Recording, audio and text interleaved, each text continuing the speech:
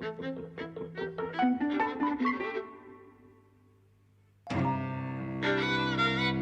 and welcome to Eavesdropping at the Movies. I'm Mike. And I'm José. And today we've seen, possibly against my better judgment, Yes. Joker, Folie, Deux. The sequel to Joker, which came out in 2019, which I hated so much. You loved. The sequel is a musical, and this is the interesting thing about it. Supposedly it came from an idea of Joaquin Phoenix's. He plays the Joker. Arthur Fleck is his given name in this. Normally he doesn't really have a name. While he was playing Joker in the first film, he said he had a dream where he was on stage as Joker performing songs, and that kind of became this idea for a sequel. The first one was never intended to have a sequel. It was never the idea. Then it made $1 billion, and one became quite a good idea for the studio. And, you know, I was thinking about this even before we saw it, like Megalopolis. Like, what a film that takes swings is kind of one thing that I referred to Megalopolis as. And what is this if not a film that takes big swings? Absolutely. You know? So... are you glad you saw it? Yeah, I think it's much better than the first one, although that is, you know, very faint praise because I hated the first one so much. But, you know, all I'd heard about this before I saw it was bad things. People hated it. And I don't think it's a great film. I don't even think it's a very good film, but I think it's kind of interesting. And it's surprising. It's surprising how well the musical aspects work. I feel ambivalent about it because I think fundamentally the film doesn't work, right? Or what it's trying to do is so stupid. I mean, in a commercial film, I mean, you know, it's grandiose, but it's stupid because, you know, it takes the genre that is all about utopia, making you feel great, yeah, conveying feeling, right? And it turns it into its opposite, right? It's, you know, so it's a film that, you know, takes on Laura Mulvey's dictum to destroy pleasure, really. that is, I think, what the goal of the film is. It's kind of, you know, spoiler, it's a musical in which the protagonist gets shot at the end, you know? Yeah. And it's all about loss and psychotic states of mind and... Gets stabbed at the end. Stabbed, yeah. Sorry. So on the one hand, you feel it's very daring, but on the other hand, it's like, it shouldn't be any surprise that the film is a flop. Though, I think also there's a difference between it being a financial flop and it being very interesting. And I do think it's very interesting. Yeah, so in terms of it being a flop, it's supposed to have cost something like $200 million. And it's worldwide, it's taken $120 million so far. Which is much more than I'd heard. Or maybe people are talking about the opening day or something. But it's who knows what will happen. I'm not sure that it's on track to get $1 billion back. No. But not as big a flop as was initially led to believe. Yes, I mean, they said that it needs about 450 to break even. We'll see. And we'll see. But anyway, I don't care. You know, I thought it was kind of like a very, very daring experiment because, you know, it begins with a Looney Tunes cartoon of the Joker. Yeah, Looney Tunes style. Yeah, cartoon. Yeah. Which recaps essentially the climactic scene at the end of the first film where Arthur Fleck as the Joker goes onto the Murray, I can't remember his name, Murray something show, which is the Robert De Niro character, has the piss taken out of him and shoots him in the head. And yeah, that was. I mean, it was a really amazing scene. I mean, I didn't like so much about that first one, but that was a really astonishing scene. Yes. And you were really on his side, which was kind of crazy. And it was very surprising and very impactful. And so the opening of this shows you that in a cartoon form, and it gives you this idea of the Joker being separate from Arthur Fleck. So as he walks into stage, his shadow is not cooperating. His shadow is taking the stardom. His shadow is taking the photos and everything. And then his shadow takes over him. So the shadow puts on the clown makeup, the shadow puts on his clothes, the shadow goes on stage and does everything, and then takes it all off and puts it back on Arthur when the police come. So Arthur is the one who gets the blame. And so this film was all about him being in Arkham Asylum. I think it's Arkham Asylum. Do they ever say it? But it's certainly... Yeah, they do. They have the sign. It is, all right. In Arkham Asylum, yeah, and he's going to go on trial, trying to lodge an insanity defence, saying that he has dissociative personality disorder. He and the Joker are two separate people, and that is what may get him off these 5 murders that he's committed. I thought the Looney Tunes cartoon was a kind of a metaphor for the film, right? Because I thought the idea was brilliant, but actually the cartoon itself wasn't.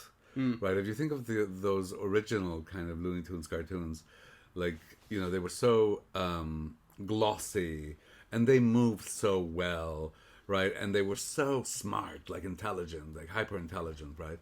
And they did dazzling visual things with movement, and and this feels like a computer generated version of a Looney Tunes cartoon. So the idea of starting off with a cartoon is so fantastic, right?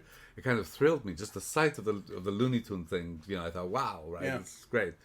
And then you actually see the cartoon itself, and you find yourself measuring it to the original and finding it wanting. I know what you mean. Although I think that the presence, the fact that it starts with this cartoon, immediately proved to me that I was kind of in the right mood for this film. Because I think if I was not in the right mood for this film, I would immediately have found it incredibly patience testing. You know what I mean? I think there may have been a day on which, you know, I would have really hated a lot of this film, but I just didn't today. And I think part of it is expectation lowering, having seen the first, having got a sense of what the characters are going to be doing, what they're like, and what the cinematography is going to look like.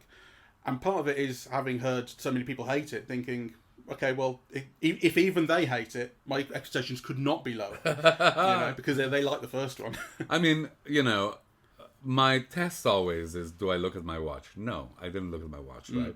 I do think it's very daring, because, I mean, so much of the film is really, well, it's a musical, right? It absolutely is a musical. It's got I don't know how many numbers, really.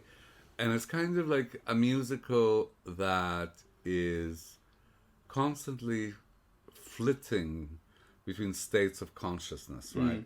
So, you know,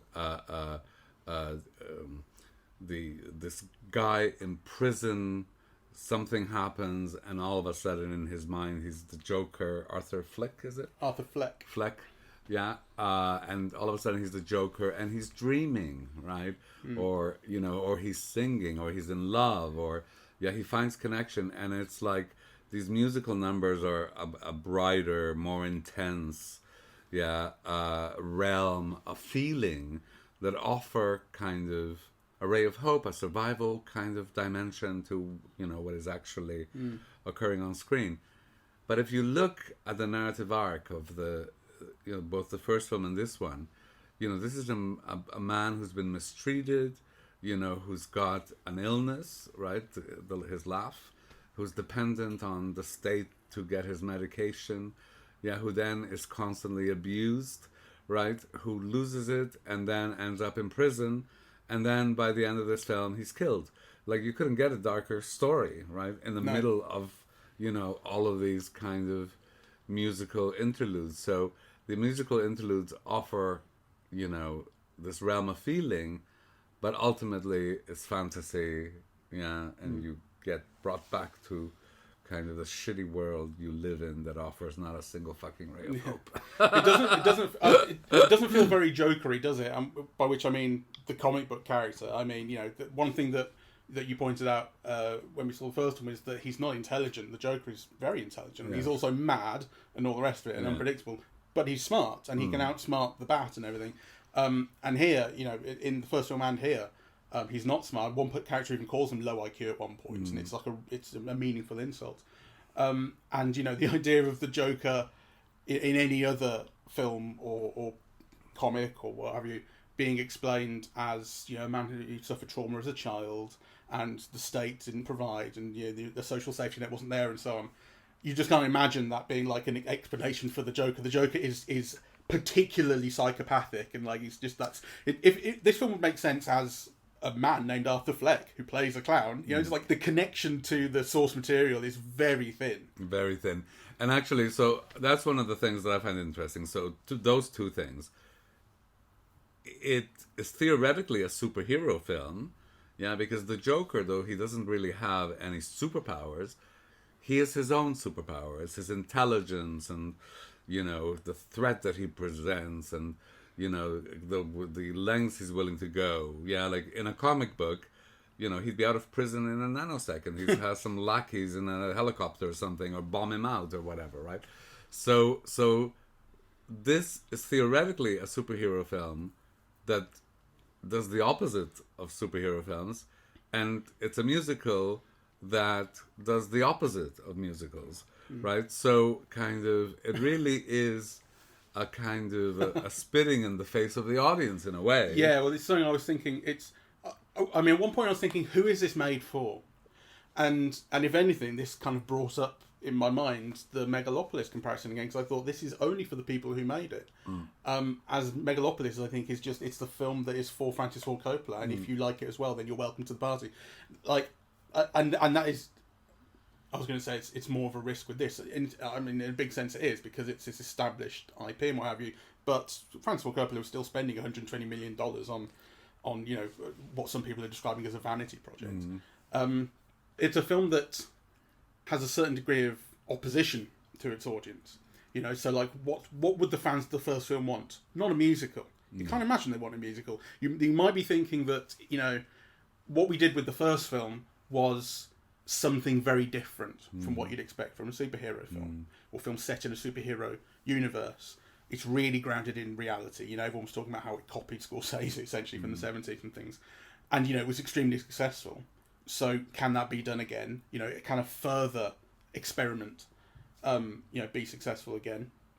And there's a huge part of it which is attacking the audience for kind of liking the Joker character. So the Harley Quinn, or she's just called Lee in this character, who's played by Lady Gaga, I think is a real surrogate for the audience that loves the Joker, and kind of misreads him, and kind of places on him their own expectations or wants and that kind of thing. So when you come to basically what you have is the Joker character in this, not only getting killed at the end, but also owning up to his crimes. He gives up the stardom, he gives up the attention, he comes clean when he gives his closing statement in court. And he says, not only have I killed these 5 people, then I killed another. I killed my mother. No one even knows about that one. Like, this is how bad I am, and this is and he's very open about it. And she goes away. That's it. I've had enough of you. Right? If that's the one you're going to give me, and that's the film telling the audience, this is what you're like. That's kind of what it's, right? Yes, though of course, there's also another message there, which is that people need fantasy to survive at all, right? And that kind of, when you don't kind of engage with some kind of, fantasy, you die, right? So it's not to say that she doesn't have a point, that kind of, whilst you dream, kind of, things are possible. I did feel, though, that they showed that wonderful clip from The Bandwagon, right? What's the difference between this stage and that stage? It's all entertainment. And they begin to sing, that's entertainment. And I did feel for a moment, my God, I wish I was watching that film. Yeah, I know what you mean. The musical numbers are interesting. So they're not original numbers. They're all kind of from the songbook to some extent. A lot of them are from musicals of the 50s and 60s. There's also 70s pop music. Yeah, there's also I've got the soundtrack here. We've got What the World Needs Now Is Love. That's Bacharach. Yes. For Once in My Life, If My Friends Could See Me Now, Bewitched. Yes, Bothered and Bewildered. That's from Pal Joey. That's Entertainment. That's from The Bandwagon. When You're Smiling, The Whole World Smiles With You. To Love Somebody. Yeah. Which is unimpeachably great as a pop song. But there's and Gonna Build a Mountain, The Joker. So some of them from lesser known musicals as well. Like, the film is kind of conversant with. It's not just picking all the big hits. Well, my question about the choice of songs was actually why, because some of them are from the Great American Songbook, and some are from 70s pop. And there's a Jacques Brel song at the end, Don't Leave Me. If You Go Away. If You Go Away, which kind of, you'd think if it wanted to engage with the audience, it would have picked, I don't know, songs from the 90s or the 2000s, or mixed some of those in, right? Or made it more rocky, or, I mean, I don't know what the normal, the cultural nostalgia moment for an audience now is about songs from the past. But, the Great American Songbook in the 70s is way beyond, what I expect an audience to be nostalgic for, conversant with. Yeah, I agree. Though I love them. You know, That's it. I like hearing them, and I think they're an interesting presence in the film. But it's another thing where you're going, wait, did you have the audience in mind at all when you were making this? Like, did you think, wow, we need, this is such a big step, they'll come with us? Or, it's a risk for sure. Sure. You know what? Like, kind of, I like them. And actually, Joaquin Phoenix, with his creaky, off-pitch voice, I actually loved. Because the thing about Joaquin Phoenix is he was really acting out the song, and you really got a sense of a kind of interior state of being through his singing. Yeah. What I actually minded more was Lady Gaga, because I expected to hear some, beautiful singing or something, and that's not what happens, No, I think they were talking about kind of having her sing more as the character rather than the pop star Lady Gaga, who is just like the most unbelievably talented singer, and kind of saying she wouldn't maybe breathe with kind of professional technique, and she wouldn't maybe hit the notes quite as well as she would. So she's not a bad singer, but she's not belting out the way you might want. I see their point. I think I would maybe like her to have been a bit better, though I think she was still very good. But and there's definitely a contrast between how well she sings and how well Joaquin Phoenix sings. And I think they should have pushed it further, because I think the audience would have welcomed some great singing. I think it's interesting that there's only one number, in my opinion, that is actually a full number, which is when they sing Gonna Build a Mountain first time. It has a beginning, middle, and end, and you hear the whole song, and it's a big production. Everything else is partially sung, or it's cut off early, that kind of thing. Like, so the filmmakers, before it came out, when people were talking about a musical, really, I think maybe Lady Gaga said this, saying, it's not really a musical. The characters just kind of, sometimes they sing about what they're feeling. I'm like, that's a musical. People are kind of afraid of musicals, and I mean, even The Greatest Showman, which became such a massive hit, was not really sold as a musical at the start. I watched the original trailer for it the other day, so when we saw it, I was going, no one told me this was a musical. When you watch that trailer, and there are a couple of shots in that trailer where people are doing kind of choreographed dancing outside of a theatrical setting. So but they blink and you miss them. The rest of it is like it's showman stuff. It's in the theatre, so you could easily mistake it for it's the show that is being put on in the film, sort of thing. So even that, which became massive, was not pushed as a musical until it was already starting to hit. And then they had a re-release. Then they had sing-along screenings and things. So they're really not pushing that here. But and even though they're saying they just sing about what they feel, you're just like, that's musical. It is kind of tempered the way it works in the film. It's not we go into a number most of the time. It's a number is kind of happening in some way. Sometimes it's real. You do hear other characters say that girl who was singing when they did that kind of not escape, but they go to the gates of Arkham, and she was singing, and then another character says she was singing. So like that's real. But there's also obviously dream sequences, state of mind things. When he starts singing in the court, and then like spotlights come down. Like there are no spotlights in the court. There's no backing band, so there is a mixture of reality and which obviously is a reflection of Arthur's state of mind. Exactly.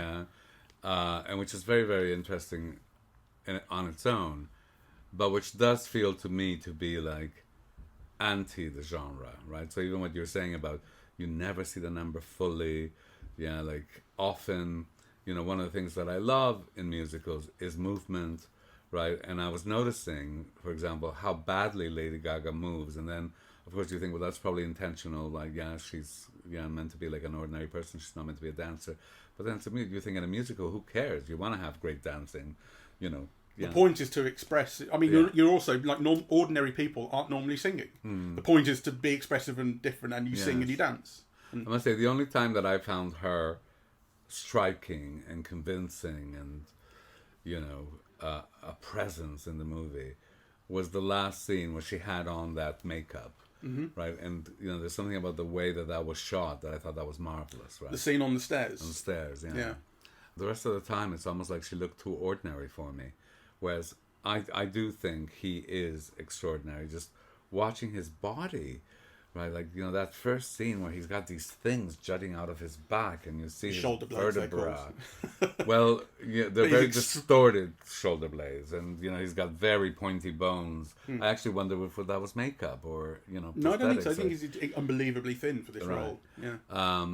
You know, but there was also the way that you know, there were bones jutting out. Yeah, I mean, that's what they do when people are that thin. All right. Okay.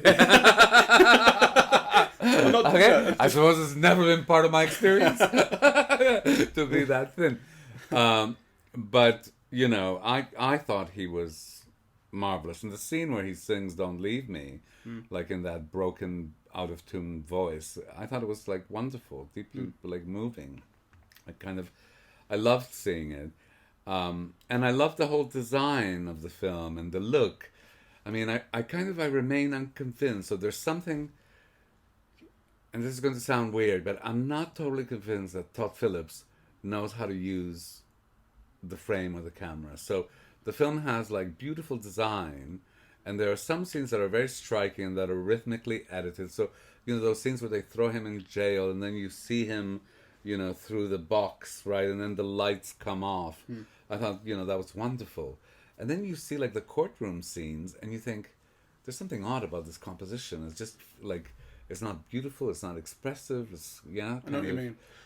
I had a huge problem with the cinematography in the first film on the basis that they're using these, I think it was Arri Alexa 65s, which are this kind of, you know, essentially a 65mm sensor because it's a digital camera. And they're playing with this like very shallow depth of field that it gives you, and they were building these shots that feel big. That normally I really like that sort of thing. I really associate that kind of thing with Antoine Fuqua as well, like Training Day and the Equalizer films. Like he has this way of making things feel big on screen, but it felt purposeless, directionless. Like, and it felt like, oh, I've got this great camera. Let's play with the camera. But it, you know. Like, it felt like what I would do with that camera. Let's take some cool shots, but I don't really have a purpose behind them. I just like seeing... This, I think, was doing less of that, and everything felt more purposeful visually. But I do agree with you. I think it's not... Everything could be more interesting or more kind of expressive visually. Yeah, there were some things that were so striking. Like, actually, almost those cabaret shots where Joaquin Phoenix is alone in the frame... And the way that he's lit and his makeup and so it looks fantastic. Some of it is really premium looking. Yeah, you know? And then you have those courtroom scenes, and you think, I mean, couldn't they have chosen different angles or moved the camera more, or just done something more interesting? Really, it felt kind of flat. Well, there is, I think, it does give you, even if that's maybe not quite what they're going for, it does give you a very strong contrast between the Joker's imagined musical numbers, which are so bright and colourful, and you know the makeup on his face is bold and bright and stands out. When you compare it to what the courtroom looks like, what Arkham Asylum looks like, which is dour and dim and grey and green and brown. You could have made both interesting. Of course you can. But I'm just saying it does. Even if that's not the point, it does give you that contrast, which is a silver lining. Sure, yeah, it does. You know, but that is one of the things to think about in relation to Todd Phillips, because, you know, some elements look just so striking, and other elements look really flat. And it feels to me that the costumers, the makeup people, and the set designers are carrying the director. I think that's a great way to put it. I mean, he's not known as a visual stylist, right? So before Joker, he was directing like frat comedies. So Road Trip, which I really like. Old School, Starsky and Hutch, which I really like. School for Scoundrels, I'm not seeing. The Hangover, which I hated, and everyone was saying this is the funniest film ever been made. I thought, what the fuck are you talking about? Due Date, Hangover 2, Hangover 3, and then War Dogs, which was kind of interesting comedy drama about like two sort of stoner guys who I don't think I've seen that. Become arms dealers. It's Miles Teller and Jonah Hill. Yeah. I mean, that was a funny movie and kind of interesting, but I mean, it's not a film that that you go, oh, I remember how it looked. Yeah. You know? But that's what he's known for. So, you know, Joker, and that's one of the things probably that made me take against Joker a little bit. I'm like, who's this fucking, you know, boring frat comedy guy doing with all this money making an interesting looking film? Fuck off.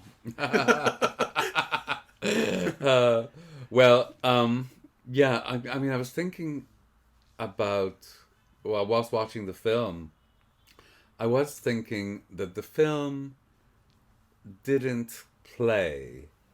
And by that I meant that I was finding everything interesting, and I love Joaquin Phoenix, and, there were, and he's always effective, right? But that the film gave you no emotional release, or indeed emotional connection, really. Yeah, so that kind of, you just feel that you're watching something that is intellectually interesting, but that is not, that I couldn't connect to. Yeah. Yeah. So at an emotional level, the film didn't work for me at all. Even though I found it like super interesting at almost every instance, really. The question of how interesting it is, I think we can overplay it, because I think what it's about is very clear. I mean, it's about stardom. It's about star chasers. It's about mediatized celebrity culture. Yeah, and fame, and the kind of the price, or the challenges of fame. Let's say. It's also about, I think, the difference in kind of. It's about the change in entertainment. I think one of the reasons at least, that classic musicals and classic songs from the songbook have been chosen, is that they draw a distinction between the kind of the entertainment of that era and the entertainment that is being played out, which is a live court trial about murder. Like, that is entertainment now, and that's what the crowds are turning up to see. Sure. No, I get that, but it could have been better done. I mean, every time I saw the fucking, TV camera in the courtroom with the black and white picture, right? Oh, I've got it. I've got the point of it. Yeah, you've got the point, and you could make it more interesting, right? Because it was always like that one big camera. Like, it wasn't even, they weren't playing with any other dimension of that, really. So no, I think also the crowd. I mean, this is what I'm saying. Like, I think the idea is absolutely clear, but what they're doing with it, I don't think is that interesting, and what they have to say about it is not that interesting. I think a huge part of this film, kind of underneath everything, is the crowd. This is like it's about not just Lee, who is chasing the Joker, and as I say, it kind of plays as this sort of audience stand-in for people who love the Joker sort of thing. But it's also about the massive mob outside the courtroom every day, which we do see. But do we know any of these people? Right? Do we get a sense? Like, even when you're talking about TV, we see the trial played out on TV as seen by people in Arkham Asylum, where they're all watching it in the kind of mess hall, which you see that quite a few times because they all know the Joker. And we see it once in a shop window display with loads of TVs, where we see some members of the public watching this. That's it for what the public sort of, or any really effective sense of the public desire for the Joker, or the image, the way they take the Joker, all that kind of thing. And for a film that's really talking about audiences and their relationship to the stars, or what they see in them, that kind of thing, it's unbelievably thin. It's almost taken as read. I mean, it's yeah. So on the one hand, we're saying it's very daring. On the other hand, it is daring, but it's also stupid. Yeah, so I think some of the things that people were saying about Megalopolis, I feel about this film. So it's daring in the sense that it's kind of a fuck you to the audience, really, in some ways. And it's going anti expectations in all kinds of ways. But then I think what it has to say is not very interesting. Exactly. Yeah. And then also it's not moving in any way, or I didn't find it moving in any way. I think also that fuck you to the audience is heightened by the fact that I think you do need to remember the events of the first movie quite well to understand some of what's going on here, because they do recap that the murder of the TV host in that opening thing. There's a poster of De Niro. Yeah, like, and it's recapped in the animation, essentially. I mean, it's shown with this sort of Joker interiority, him versus his shadow thing. But it's the scene you remember. But if you don't remember the dwarf character, who the only reason I really remember Yeah, Mr. Puddles. The only reason I really remember this is because I kind of reread the wiki of the first film before I got to see this one. The reason I did it was because I thought I don't remember, but I think we may have slightly misread the end of the first film, because I wonder whether, because we took it very much as read what was happening at the end, where he jumps on top of a cop car and everyone's cheering for him, and I think we were saying, oh, that's kind of dumb, and I think maybe that was meant to be in his head more than I took it for. Anyway, that's the Wikipedia didn't help me with that. But it did remind me about, like the murder in the apartment where he murders one guy and he lets the dwarf go.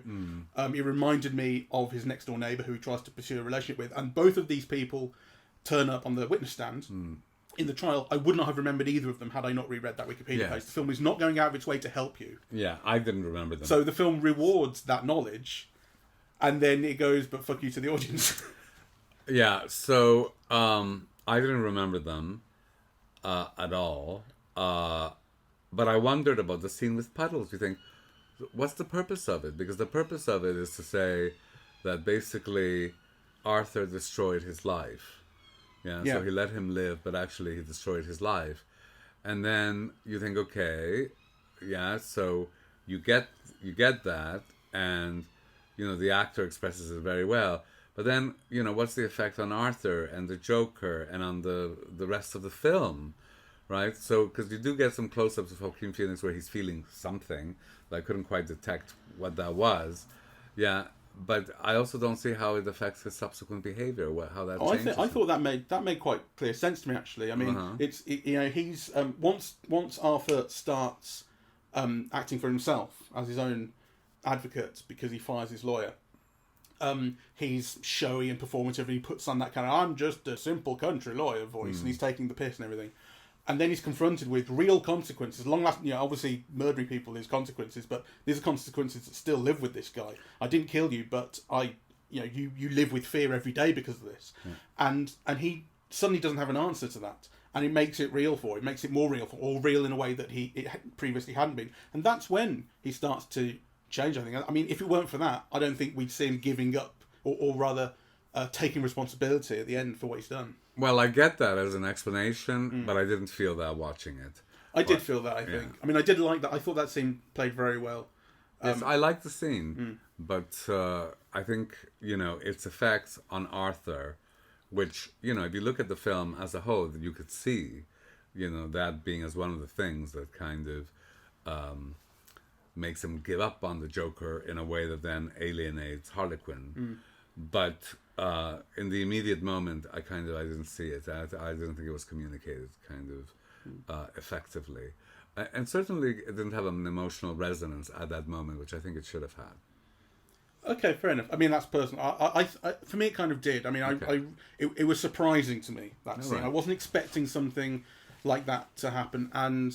Well, it could be that I just missed or blinked or wasn't as attentive at that. But I think sometimes it's not on your wavelength. You're not on its wavelength, and that it happens. Yeah. It worked for me, and because everything else in that trial has been showy and daft, and he's not been taking it seriously, or he's been mugging for the cameras and all that kind of thing. And this is the moment where he is shut up by that guy, and I felt it, And it's also the quality. Let me get the actor's name. Lee Gill as Gary Puddles. It's the quality of his performance that makes that work. Yes, he's very good. So it worked for me. I mean, there are lots of things about this film that kind of worked for me, and a lot of it I still think is rubbish and kind of slightly hacky. But I think it's I didn't respect the original film for taking risks in a way that I maybe could have. This film I do. Maybe it's the fact that it is so clearly sort of, if not against its audience, at least kind of not that interested in its audience. It's more interested in what it thinks is interesting and it wants to say and it wants to do. That I kind of like that. I like that. I just wish it had done it better. Yeah, I agree with you. So, that said, I think it is also one of those films that is very, very interesting and does have many pleasures, right? And I'm glad that it exists, and I'm very glad that I saw it. I'm glad. I'm glad it wasn't torture, which the first one was. Well, on that note, thank you all very much for listening. We're eavesdropping at the movies, and we are on Apple Podcasts, Audible, Spotify, SoundCloud, YouTube, and YouTube Music. On social media, we're on Facebook and Twitter at Eavesdrop Movies, and Blue Sky, eavesdropping.bsky.social, and the website is eavesdroppingatthemovies.com. Thank you very much. Bye-bye.